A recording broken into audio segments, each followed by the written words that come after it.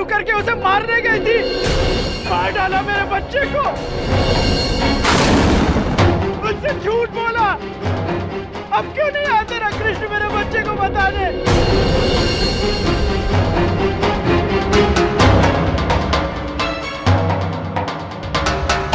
नयनम छदन्ति शस्त्राणि नयनम दहति पावकः न चैनम फलति अंतापो न शोषत मारुतः। जिससे आप मृत्यु समझ रहे हो वही जीवन है, जिसे आप अंत समझ रहे हो वही तो प्रारंभ है। आत्मा अजर अमर है, फिर ये व्यर्थ की चिंता क्यों करते हो? बंद कर ये बकवास, मैं तुझे नहीं छोड़ूंगी। रानी साहब संभालिए अपने आप। छोड़िए मुझे, छोड़िए। नहीं छोड़ूंगी मैं इसे, नहीं छोड़ूंगी। काला जादू करके मेरे बच्चे को मार डाला, मेरे बच्चे को तंत्र मंत्र करके मार डाला। मैं नहीं छोड़ूंगी इस जायन को, मैं नहीं छोड़ूंगी इस जायन को, नहीं छोड़ूंगी, नहीं छोड़ूंगी इस जायन को, नहीं छोड़ूंगी तुझे, तुझे नहीं छोड़ूंगी मैं।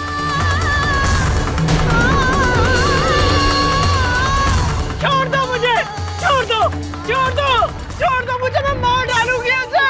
छोड़ दो, मैं बदला लेकर आऊंगी अपने बेटे की मौत का। छोड़ो मुझे, छोड़ो, छोड़ो। मैं उसे मार डालूंगी उस जायन को, मार डालूंगी, मार डालूंगी। रानी साहब,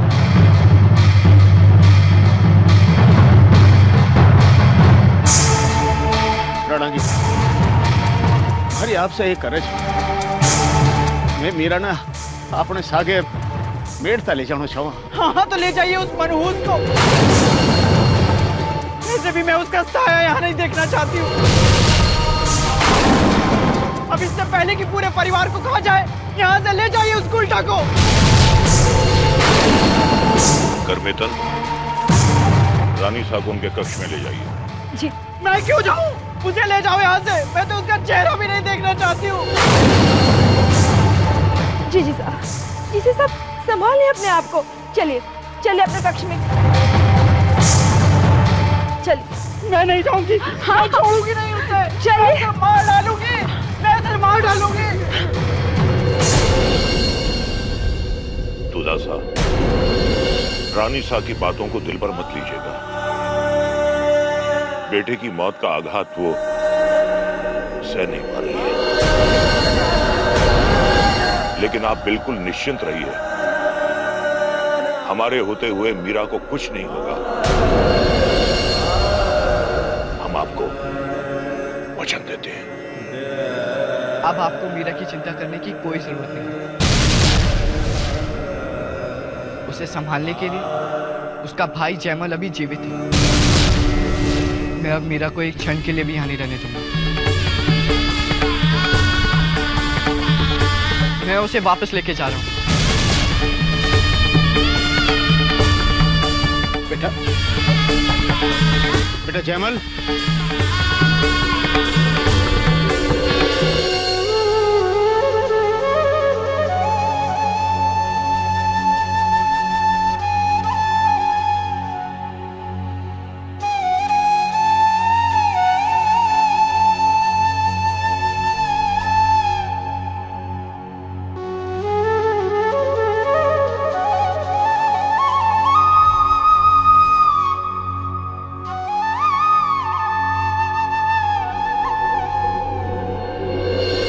और अंत में मैं तुम्हें कुछ देना चाहता हूँ मीरा। मेरी बाईं तरफ देखो, मंदिर के पास।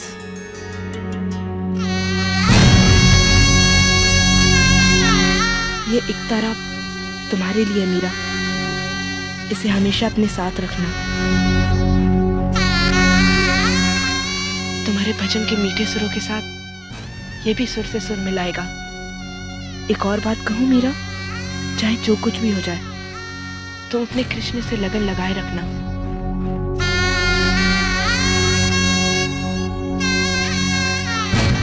अपनी भक्ति में कभी कोई कमी नहीं आने देना। तुम्हारा भोजराज।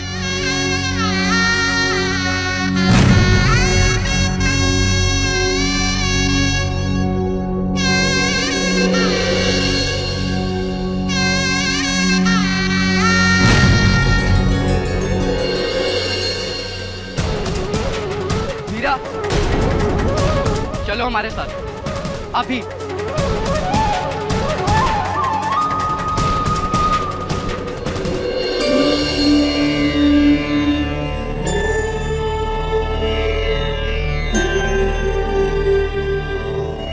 क्या बात है भाई साहब, आप इतने क्रोधित क्यों हैं? तुम हमारे साथ मेड़ता वापस चल रही हो।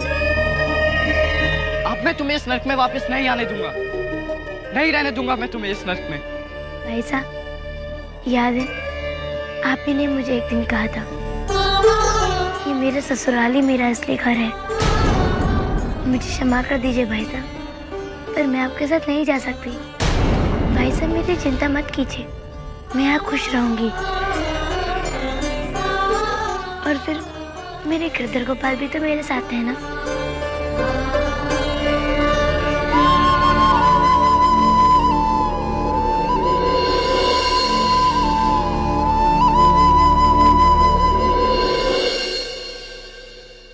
मैं उसे छोड़ूंगी नहीं, मैं उसे छोड़ूंगी नहीं, मैं उसे मार दूंगी। उसने मेरे बच्चे को मारा है, मैं नहीं छोड़ूंगी उसे, मैं नहीं छोड़ूंगी, उसे मार दूंगी, मार दूंगी उसे। चुप हो जाइए जीजी साहब।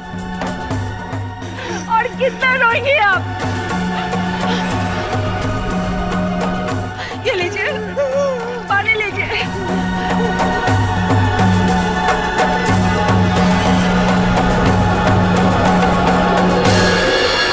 आप चिंता मत कीजिए, एक बार कुंवर भोजराज का अंतिम संस्कार हो जाए, फिर उस मीरा को हम अच्छी तरह से देख लेंगे। मैं उसे अपने सामने बर्दाश्त नहीं कर सकती, उसने मेरे बच्चे को मारा है। पर मीरा ने जो गलती की है, उसके लिए मृत्यु बहुत ही छोटा दंड है।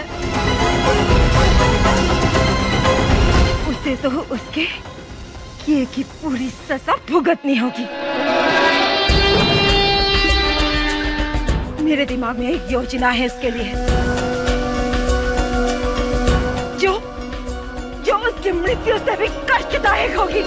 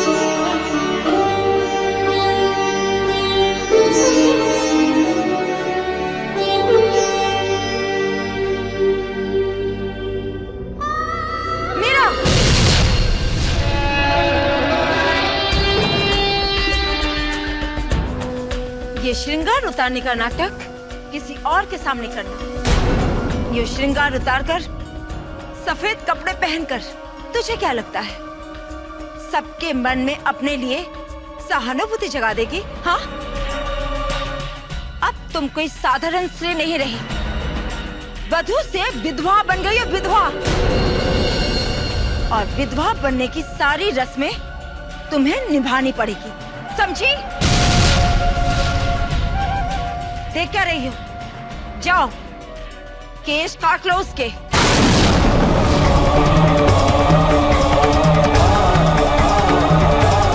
नहीं, मैं अपने केश नहीं कटवाऊंगी। तुम्हें सब कुछ करना होगा मीरा।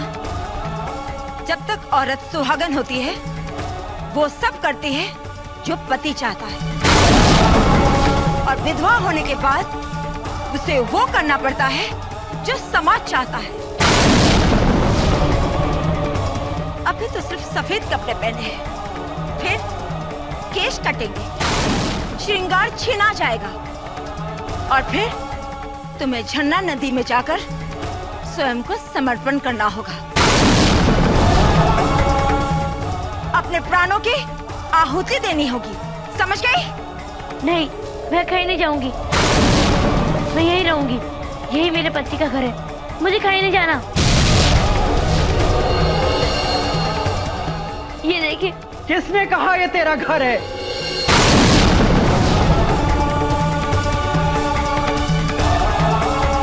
तेरा पति जहां गया वही तेरा घर है, वही तुझे जाना हो।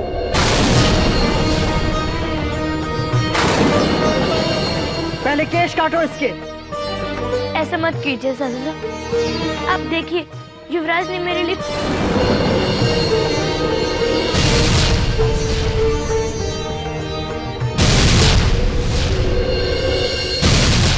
अब तेरा कोई पाखंड नहीं चलेगा।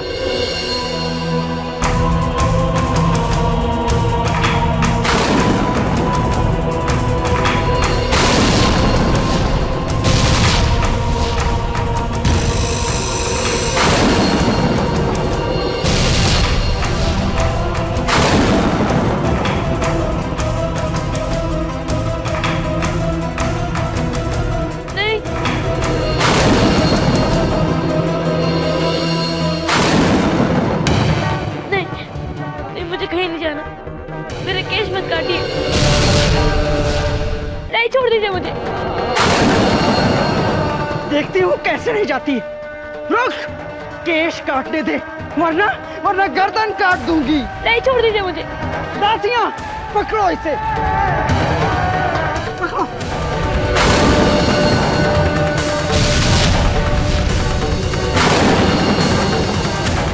नहीं, मेरे बाल मत काटो, मेरे बाल मत काटो।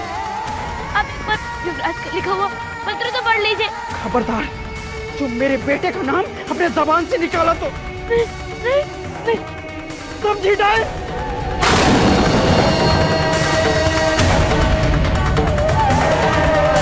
रानीसा,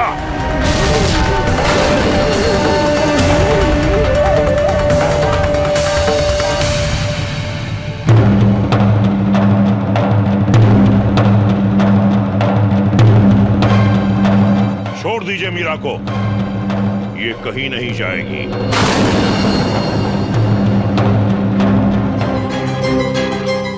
मेरे बेटे को खा गई वो डायन, और मैं कुछ नहीं कर पाई, पर मैं और कुछ नहीं होने दूंगी। मैं उसे यहाँ नहीं रहने दूंगी। वो यहाँ रहेगी तो और अपशगुन होगा। मैं उसे यहाँ नहीं रहने दूंगी। उसे भोजराज के साथ साथ न सही, उसके पीछे पीछे ही, पर मृत्यु के पथ पर जाना ही होगा। रानी साहब, मीरा अभी बच्ची है, हमें नहीं लगता कि आपको। राणा साहब, मैं इस घर के भले के लिए कह रही हूँ। इस घर के एक सदस्य को खा गई वो कुलच्छनी।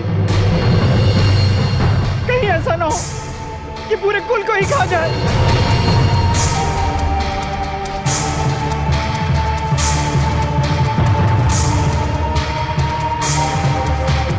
ठीक है। यदि आप ऐसा नहीं चाहते तो यही सही। मीरा जब तक नदी में जाकर स्वयं का समर्पण करने के लिए तैयार नहीं हो जाती, हम उसे महल की काल कोठरी में ही बंद रखेंगे। और यदि आपको मेरे इस निर्णय पर ऐतराज है तो आप मेरा मरा हुआ मुंह देखें।